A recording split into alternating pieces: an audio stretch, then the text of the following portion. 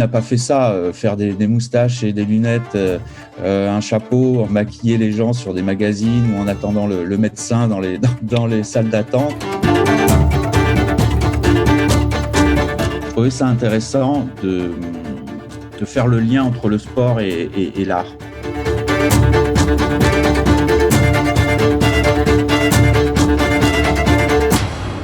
J'achète l'Équipe et le Parisien depuis des années. Un matin, j'étais au téléphone et puis je commence à griffonner sur la une comme ça, machinalement un petit peu. Si je me rappelle, c'était celle de Froome, je crois que c'était en 2017. Et puis quand j'ai arrêté mon coup de fil, j'ai continué de gratter. Et puis en fait, j'ai passé pendant 2 heures à dessiner dessus. Et puis le lendemain, ça m'a donné envie d'en refaire une. Et puis le surlendemain, et puis du coup, je me suis mis à faire une série comme ça de couvertures. Alors c'était au gré de ce qui pouvait me plaire aussi dans la couverture proposée. Au départ, je ne recouvrais pas tout. Et puis sur la troisième, je me suis dit, mais non, on fait tout noir, garde juste l'Équipe, parce que je voulais savoir à quel journal on avait affaire aussi quand même. Et donc, j'ai décidé de couvrir entièrement l'Équipe en noir et au stylo au départ, puisque j'appelais ça j'habille l'Équipe. C'était comme travailler avec la chose la plus simple du monde, parce que le stylo bille, ça se trouve dans les cafés pour faire son loto ou des choses comme ça. Et je voulais retrouver ce plaisir pur du dessin, quoi.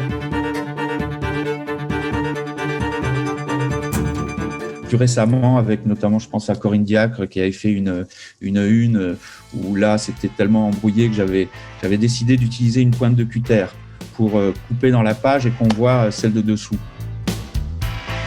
Remplir toute une page de noir au stylo, c'était à peu près 3 heures que je mettais pour une couve. J'ai dû à peu près utiliser 500 bics depuis. Donc après, j'ai trouvé plutôt des feutres, des stylos qui puissent me faire accélérer les choses et en les filmant, que ça puisse être assez court. Donc je m'embête plus maintenant avec les contraintes sur le stylo à billes. Je suis devenu affichiste en 99 avec mon premier film qui était déjà mort. J'ai enchaîné des films. Donc, ça a pu aller d'un succès, un gros succès comme Les Choristes, jusqu'au film de Guillaume Canet, comme Ne le dit à personne, jusqu'au Petit Mouchoir, et puis en passant par De Gaulle plus récemment. Et pour moi, j'adore le sport, j'adore lire l'Équipe. Bon, je sais pas, naturellement, c'était un bon carrefour entre ce que j'aime faire, ce que j'aime lire. C'est comme une saga, en fait, le sport. Je suis rentré dedans comme on regarde une série sur Netflix. Il y a toutes les valeurs dans le sport, donc on peut facilement trouver à illustrer. L'inspiration ou l'idée vient assez vite. C'est un plaisir personnel. De toute façon, moi, je me propose des choses quand je fais ça. Je me propose de vivre un moment agréable, sympa, que j'ai envie de faire. Je me retrouvais au carrefour d'une photo, d'un rédactionnel qui fasse que je pouvais trouver l'entre-deux ou bien l'illustration qui allait parfaire la chose.